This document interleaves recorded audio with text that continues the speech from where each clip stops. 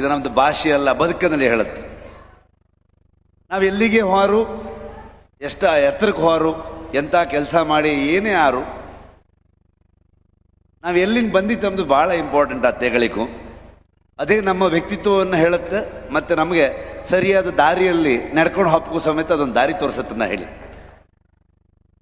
ಆ ವಿಷಯದಾಗೆ ನಾನು ಯಾವತ್ತೂ ಹೆಮ್ಮೆ ಪಡ್ತೆ, ಗೌರವದಿಂದ ಕಾಂತೆ.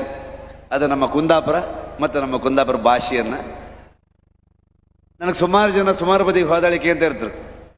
ಈ ಕತೆ ಅಥವಾ ಸಿನಿಮಾ ನಮ್ಮ ನೆಲಮೂಲ ಸಂಸ್ಕೃತಿಯ ಕತೆಗಳನ್ನು ತಗೊಬಂದು ನೀವು ಹೆಂಗೆ ಹೇಳ್ತೀರಿ, ಯಾಕೆ ಹೇಳ್ತೀರಿ ಅನ್ನೋದು. ನಾ ಬದುಕ ಬಂದ ರೀತಿಯೇ ಹಾಗೆ, ನಾ ಬೆಳಕ ಬಂದ ರೀತಿಯೇ ಹಾಗೆ. ಅದೆಲ್ಲದ ಕಾರಣ ಕುಂದಾಪುರ. ಕುಂದಾಪುರದ ಕೆರಾಡಿ ಅನ್ನೋ ಊರಾಗ ನಾನು ಏನು ಹುಟ್ಟಿದೆ, ಅಲ್ಲಿಂದ ಏನು ನಾನು ಬೆಳಕ ಬಂದೆ, ಅಲ್ಲಿ ನಾನು ಏನು ಕಂಡೆ. ನಾನು 5ನೇ ಕ್ಲಾಸಿಗೆ ಫೇಲ್ ಹೋಯ್